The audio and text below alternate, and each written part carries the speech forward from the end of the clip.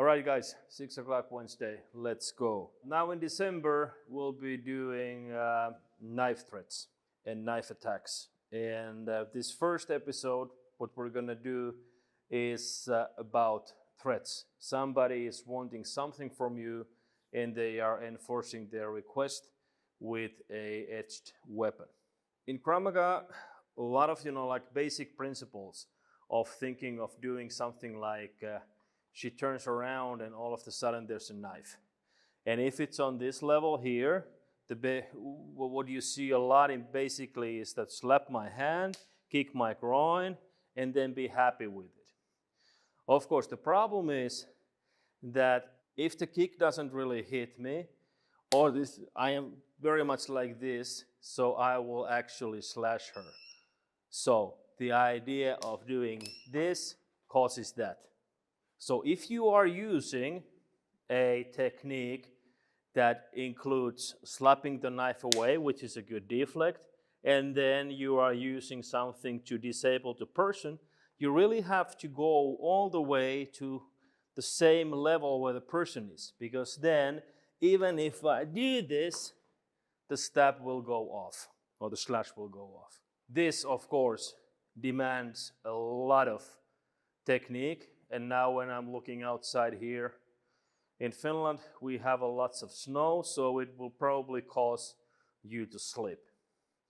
But the same idea, if we think about doing the slap and punch, over here, you have to understand that once your punch connects, let's do this slow. So once your punch connects here, I am flying backwards. That's what's probably going to happen when you hit person to the chin or you hit person to the neck, depending on what you practice, either with the palm of your, or the edge of your hand, or even with the fist to my neck, which is also a very good defense. You'll be more safe, I would say. But every time again, we're just using the basic principle of active attacker. So I am doing this, so once this happens, I will try to do something to prevent me from getting hit. You have to remember that it's very highly unlikely that the person here is so give me a knife and when they say, oh, okay, I'm going here. Because if I am not that sure that this enforcer will give me what I want, I'm not going to come here very close to the victim. The key takeaway from this is probably one of the first knife threats that are taught all over the world in Krav Maga. The key thing is that when you slap and kick, don't just stay there. But think that once you start kicking, you really go inside and move out. Of course, if you have space behind you, she has lots of space here.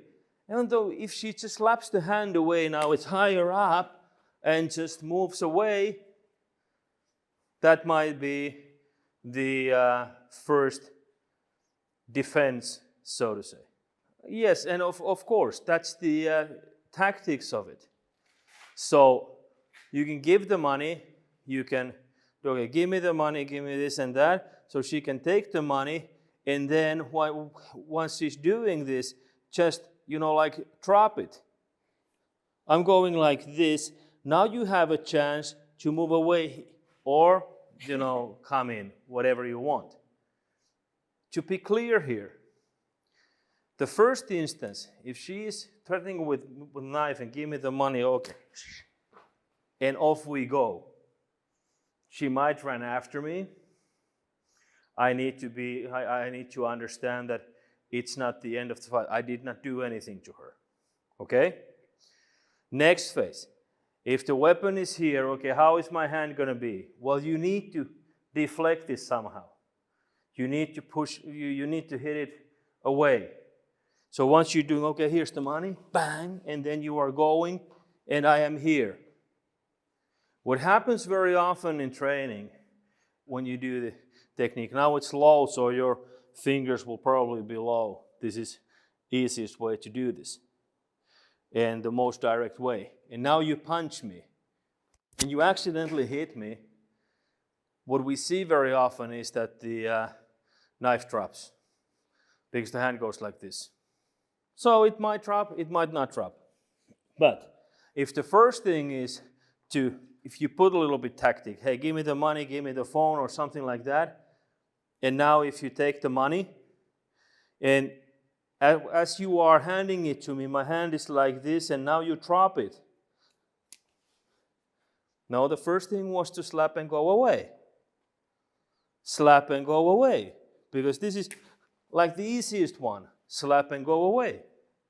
You didn't have to go to the punching yet. Then, if you feel that, hey, I need to get away more effectively, I need to hurt the person. So again, deflecting, and then disabling, and now there won't be the disarm because you did not stay there in the place. You just got away, worried about the others. Hey, there's a person with a knife over there, be careful. Hey, where's the police? Where's the security? That's the thing. Then, if we go into the situation that you really need to take hold of the person, somehow it's closer. And now we go into some very interesting parts. And that is when people are getting hold of the wrist and start now doing the punching. And then they keep on coming in a straight line. What is happening here, once the punch hits me, I'm naturally moving backwards. And now, at this point, you have to understand that, hey, it's time to get away. Either running in a straight line, maybe continue with a kick. Now it would be a roundhouse kick or something like that, and get away from the line of fire. So the idea, let's turn it here. So if I am doing this, we are so close that I cannot hit it. I need to grab the weapon. And I'm like, okay, here. Now I grabbed it. Now I punched her. And now I need to understand that I could not follow her. So not to be running here and then be eventually getting stabbed with the knife. If it happens so that I can follow it, I am here, I've done my punch, and now I'm here, and now I need to punch again. And now as she plays the active attacker, just turning her body, trying to get away from danger, trying to get away from my punch. Now she's turning to my punch, very nice. And if they are like that, then it's just a matter of holding the hand and moving here. This was what we went through in one of the previous ones where we were doing guard dog scenario, where you were holding the person's hand and the person was doing this and you were supposed to go with them. So to understand how to balance. And of course, now if she's holding my hand and I am doing this and doing that, so she really needs to power up and do the balance training here. All right? This is just something to understand, that training a weapons technique like this doesn't do you any good. Now, if you now train that you do this and then you drop your hands, there is nothing to it. So basically, just don't do it. All right? So, and this has a lot to do with what we think as a problem in that situation. In Krav Maga, a lot of things, okay, the problem is this: the person is holding a knife at you and you have to, do the technique. No, that's not the problem. The problem is that person is wanting to take something from you and they are using the knife to enforce that. Well, that is the problem. This is just an enforcer. It might as well be a gun or whatever other thing. This is just an obstacle on your way. The whole problem is that you have to get out of this situation. You have to get away from here. So, person is trying to rob you and you have to get out of that situation. That's the whole problem. Now this time they are using a knife like this and pointing here, wanting something. Now you have to do the whole drill. Okay, all right, I will give you the money. Just keep it there, and then get away. So you saw in the end that the distance where we punched the person to was this far. Now we have already more than like 3 meters or so distance I can run away. I have that 10 feet, maybe 3 meters, 10 feet or so distance in between us. Time for me to get away. What we're trying to say here is that this is never a problem, even though it's very much presented so that, okay, this is the problem. No. The problem is that you have to get away. You have to get away. That's the problem. That is the thing that you have to solve here. And now as she's enforcing it with the knife, so now I have to get away. Maybe it's just like, hey, and that's it. Deflected the weapon. I punch her, pushed her away, and then got out. In all of the Krav Maga styles that are sort of like technique driven, what is the correct technique here? There are plenty of correct techniques. Every technique that ends in a situation that you get out of this proximity and get out of the situation, all of those techniques are correct. But the problem was that you have to get away, all right?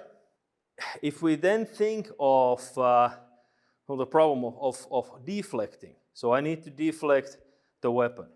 So if it's up here, if it's here, if it's here, the deflection is of course to that side. And if the deflection is with your palm, or from here with grabbing the wrist, here just making an inside defense, all of those deflection techniques will do the job. Then, the next part of that technique, once you've done the deflection, is to move to the side so that it's going to be very hard for her to slash you. If you stay here, it's not going to be very hard. And then, if the person is anyhow up to the game, let's say that she's here, and now as I start to do this, just raise your shoulder up and pull the weapon away. If they're anyhow in the game of doing that, then you understand that, hey, now it's time for me to get away. She made the distance already, so now I need to make the distance. But what is seen in training a lot of times is then sort of like not very sensible chase after the knife, because once, no, I grabbed it and now I have to start going there, and then we are in situations like this, and now she will be stabbing me. I'm in a body position like this, and there is practically no way that I am going to stop her from hitting me with that knife. If not the first, the second one will be coming in.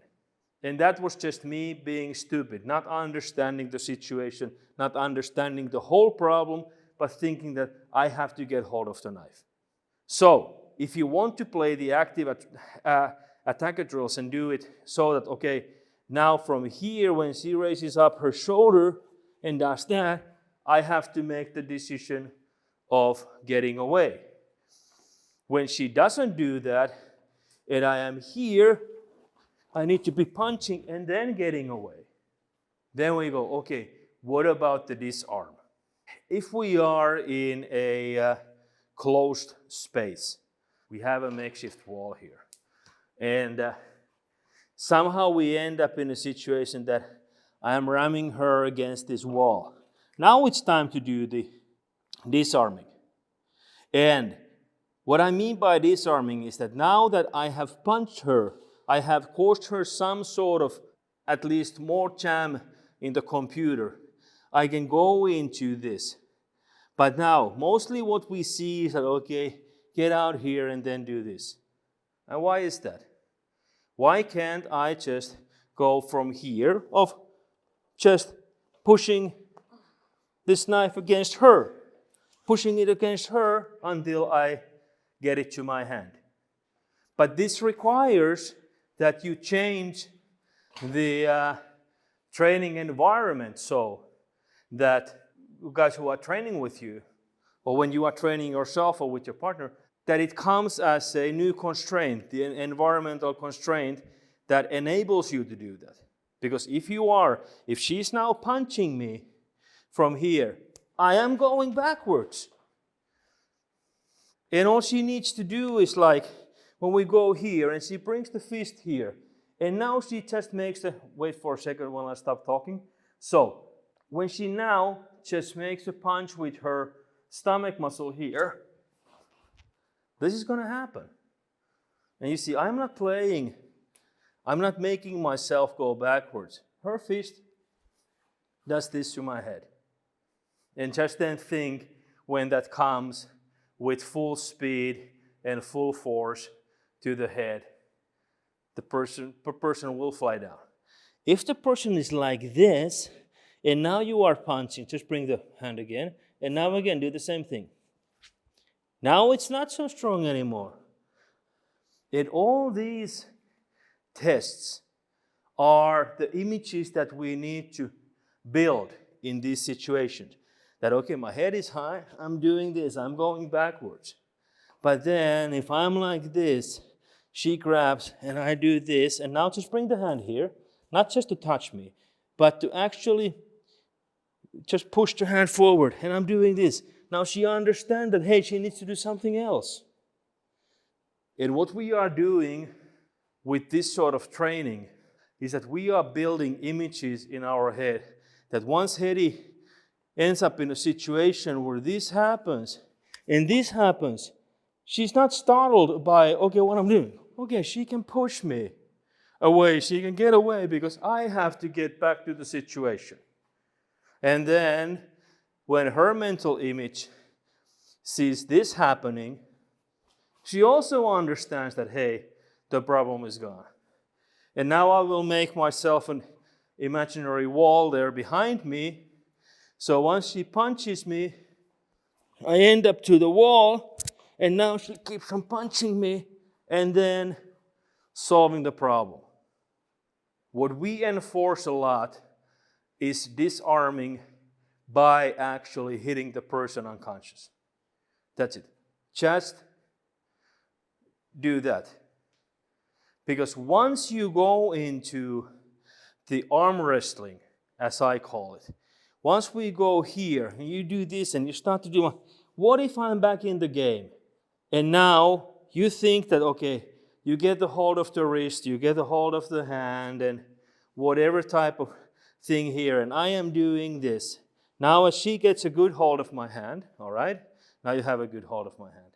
And now, again, thinking that the person is bigger, stronger, faster than you. And then when we start doing arm wrestling, now I'm off. Now you can take another hold, take a better position, go a little bit more to the side. So what happened last time was that I just got my elbow above her hand. Now there's a wrist lock, right?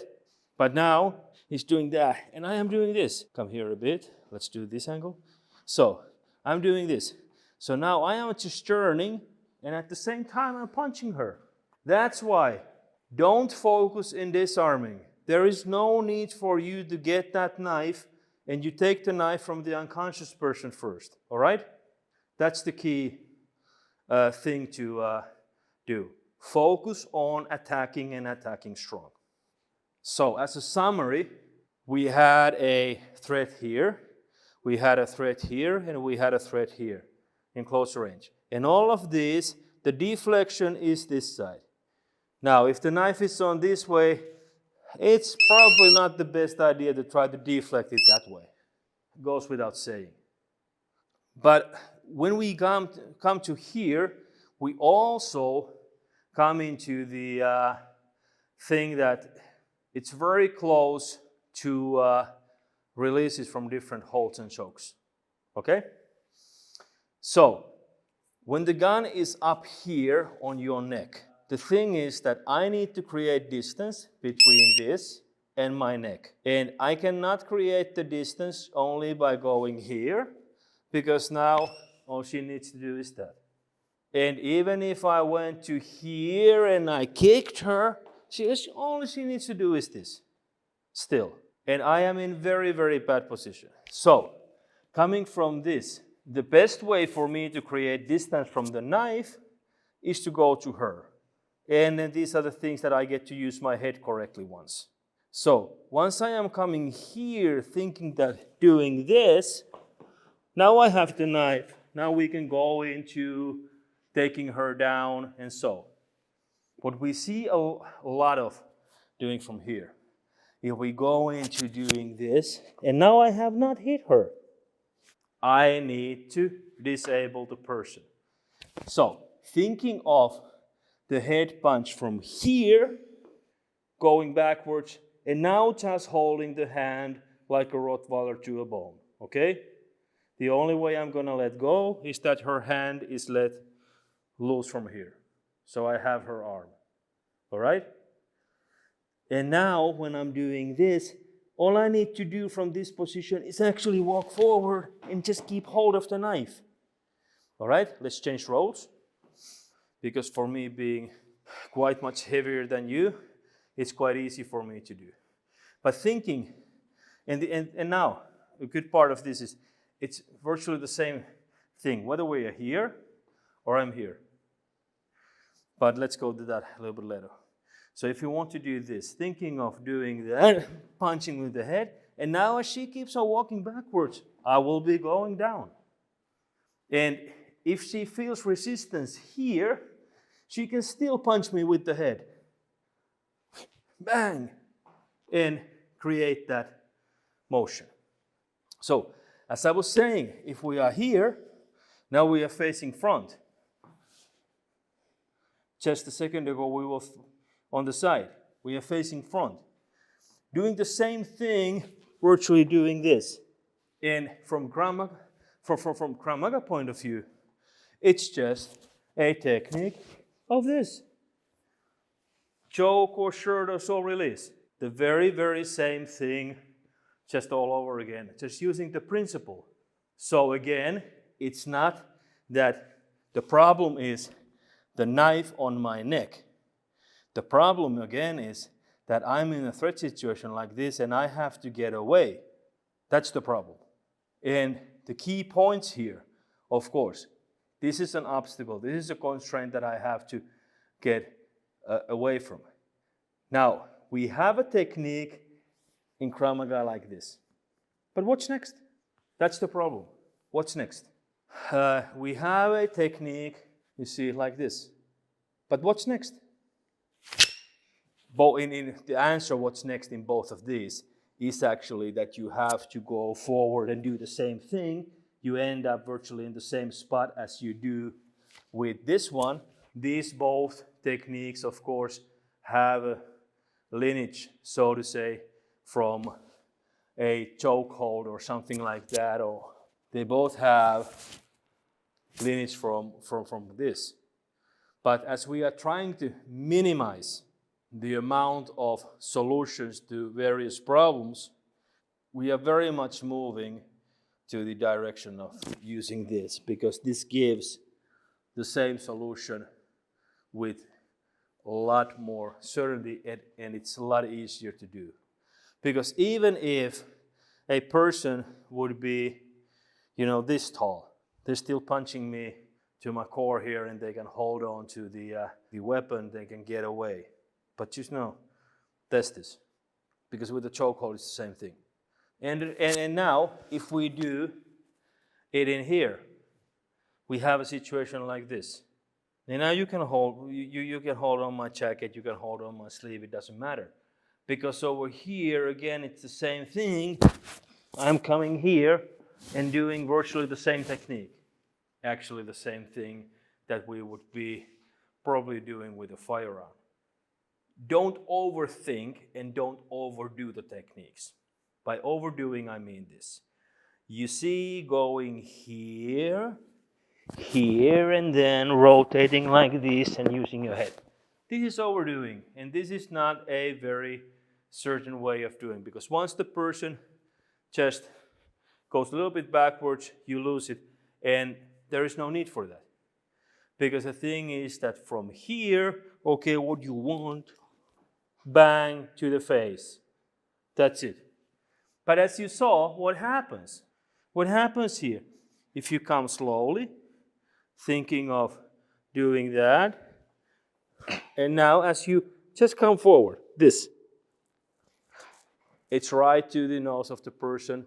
And even if the person is like this, and now you do with your head down, it comes right to the neck of the person. But this is also something that you have to train with people of different sizes to understand. A little recap now from techniques this far. The problem is never that, okay, there is a knife. No, that's not the problem. The problem is that there is a threat and you have to get away. From this reach, deflection is different than from this reach. Deflection is different. Then, your disabling technique from here might be the same as with the punch. And as I am getting hit and going with that, now I was going backwards, or I am getting hit and I'm going here, the end solution varies. You have to change that.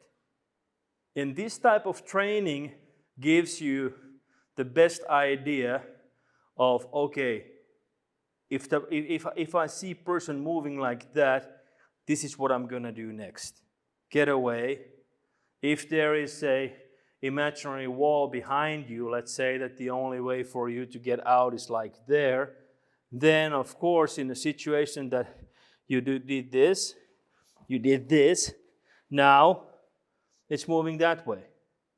And of course, if you have balance and everything to actually kick the person or hit you the back of the head, do it.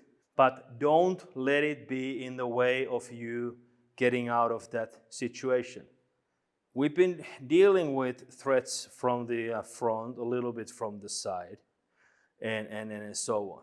Then we go into the problems that are like behind your back here.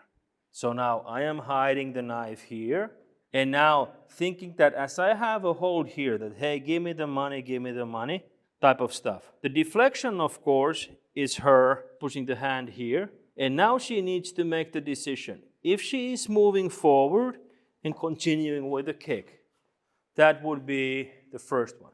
So not to train like this, as we see in basic Krav Maga.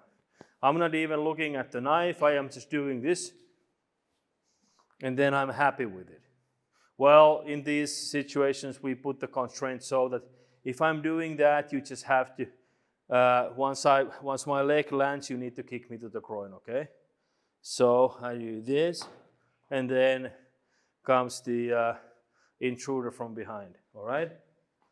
Let me understand that, hey, the thing is that, what do you want? I am doing this, and now I am making the kick. Then if she is in a situation that, again, we have the virtual wall here, so she cannot move forward, and I'm doing this, hey, give me that money, give me that, and this and so. So once she does that, moving in, and now she did a good kick to my groin, but not to stay there, not to be happy with it as she did. She moved away. So from here, what she did was this, controlled my hand, kicked me, and got away. So let's break that down a bit. So I'm making a little bit more distance here so you can see my hand. So what she did was first this, and as I start to react, she got hold of my elbow. And now pushing her head inside, let's turn a bit. Now comes the kick to the groin. I am moving downwards. And now when we are training Krav Maga, we have to land those kicks to the groin. If there are so tough guys saying that, well, I don't wear groin protection, well, just, kick them 5, 6, 7 times to the groin, and then they will be okay, leave the swelling take away the pain type of thing. And what it does is that even though we should not be thinking that, okay, well, kick to the groin and the person will go down. Not necessarily. But what happens here, now we're doing the other side, so you are doing virtually the same thing, this. When the kick comes in, I am moving backwards. And now she needs to go circling over there, right? So I came here, hey, give me the gun. Moving out and doing that. Also a very important part of the techniques is to sort of like search for correct targets. And what we did just now, when she does this, and she's moving here, now first correct target was of course in the groin, just moving forward, kick to the groin. Now, as my head is covered, there is nothing to find here. My kidneys and back are open. So now the first punch needs to go to the kidney to get my head up high. And learning to do those punches so that we don't see these techniques going like this. So I am here, I'm making this very nicely, I'm making this, and then I'm tapping her on her shoulder. There's just no sense in training like that. So just don't do it. But once we start to understand that, okay, I'm doing this, I'm kicking, and then I'm looking for that kidney. Now I just press with my finger. Understand? I don't need to hit hard. I just need to find it, and then I'm fighting the next spot.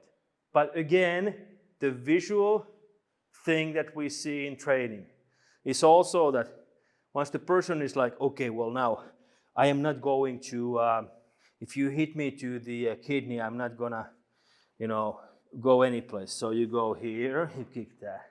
And then you know, I'm not feeling anything. Then you just have to hit them harder. But the thing is that once you take your fist to my kidney, now just take it there, just keep it there. And now search for it, and now start looking for, okay, where is the hurting? A little bit up, a little bit, okay, right there, now we're talking. Now all you need to do is just make a hook punch with your body. And this is what's gonna happen. One of the biggest, I think, in all our YouTube reels and wherever you see this. Now what to do with this? And there are like a million different solutions, thinking that this is the problem. No, the problem is that you need to get away from that situation. And now, if you only go with your hands there, I am definitely gonna do something. So again, thinking that if you take your hands here only, you are going to end up in a situation where I am actually leading you to make the turn outside. Now, the problem, of course, is that she might not know that I have a knife. This comes here and she starts to react. And then she notices that, hey, the person had a knife. Because, of course, when I'm sneaking up on you, hey, give me all your money. Now she understands that there's the knife. All right? But if I go just like this, she started reacting as she should. Never to train like, yeah, there's a different, what if it's a knife? Then when I have to say it out loud that, hey, give me all the money, I have a knife. I have a knife. You see, I have a knife. So now she understands. Now give me that money. I'm going to slash you. I'm going to do this. So let's change roles a bit. So when I understand that, okay, now there is a knife, all right, I understand this. Now, thinking that once I do this, I get hold of the hand here, and then again, I'm using my head correctly and turning. What is sort of like the technique? Well, we did that already a couple of times. Technique is this. Once you understand that there is a knife, take hold of that hand. And even if the knife is up here and you're like this, take hold of that hand. Hit with your head. And then continue. Because that way, once you get hold of the hand here, you are well off. So remember, a different situation.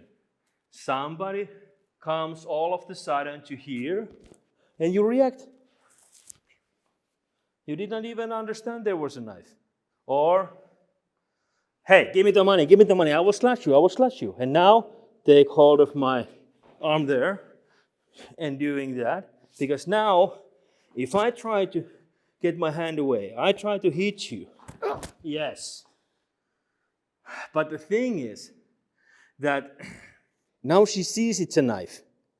And now because now if you go just, like what we see a lot, if you go here, now there becomes a problem. I start doing this and eventually you will get slashed. And that's the thing, it was not reactive. She started arm wrestling with me again. So now, once you start arm wrestling, be sure that you have the upper point of not there, but no, not even there. Over here. Just take hold of now you are better off.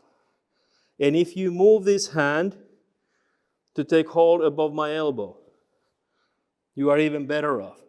Because now it's going to be very hard for me to actually hurt you. Not impossible, but hard. We can play, and we should play, different angles, different type of scenarios, coming to here, hey, I have a knife here, give me the money, type of thing. Now, thinking what she can do as a deflection, yes, you can give me the money, yes, type of thing. And now, even a technical solution from here, I'm holding your hand like this. I cannot prevent your hand from moving inside. But now, don't move towards the knife, move the hand first. And now as you come with that. But these are the things that once you understand the concept, as the saying goes, once you understand the concept, you know like 1,000 techniques.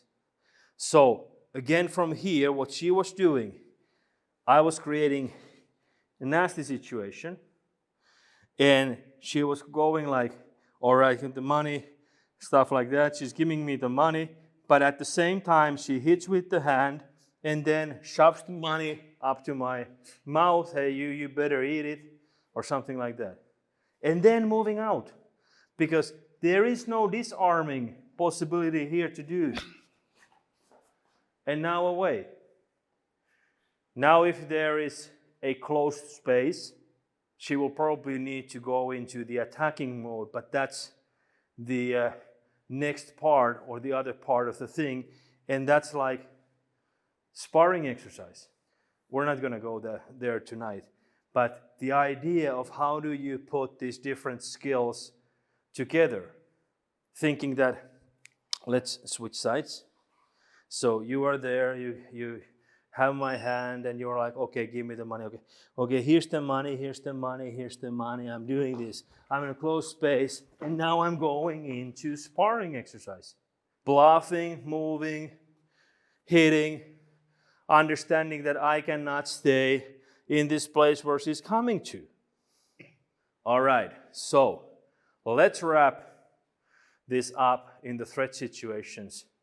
So first thing, in all of these situations, the deflection, disabling, and disarming by disabling is the key. Okay? So I am not holding her. Everything was deflecting the weapon, getting away, deflecting a weapon, attacking me. Even if she's using the kick, then in all of the kick situations, you have to get really much inside, so I will not be able to cut you.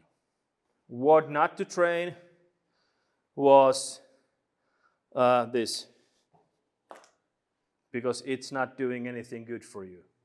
It's just giving you the false pretense of solving a situation that is probably not going to be solved. Situations where you are being surprised, and now what we play with this usually is that, okay, I'm doing this very fast to you, and then every once in a while I have a knife in there. that I'm doing it very fast for you. And then, hey, give me the money. I have the knife here. So doing that, and then getting out. And now, in this one, using the same principle we were using in, let's say this one. Let's say this one. Even this one. You can use the same principle and the line of technique.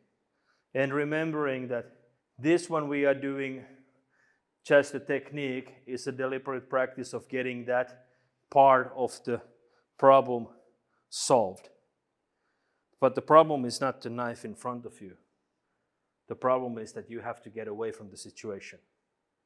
That's the whole thing that you have to solve. Next week, what we're going to do is that we are going to go into attacks. Somebody has a knife and they're attacking you. Already now, I'm saying this. In Krav Maga, we don't have knife techniques. We have techniques against grabs and holds. Sometimes a person has an edged weapon there, or firearm, or whatever. We don't have defenses against weapons or knives. We have defenses against strikes and kicks. Sometimes there is a edged weapon, sometimes there is a blunt objective, sometimes there is a chain or helmet or whatever. It doesn't matter, but it's still the same, or stick or so. And again, then the third part, just before Christmas of this series, we are looking at the disarms.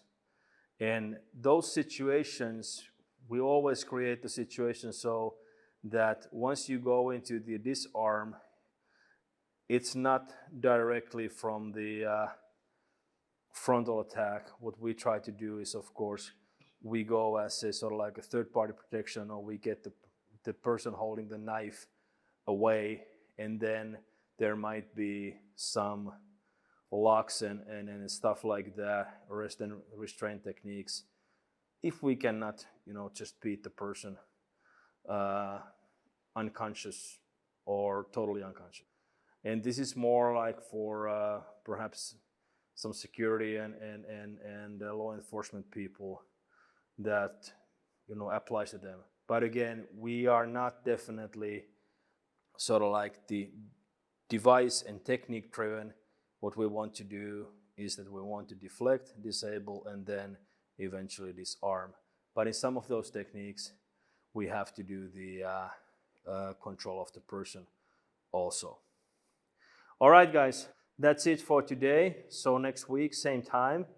So be seeing you then.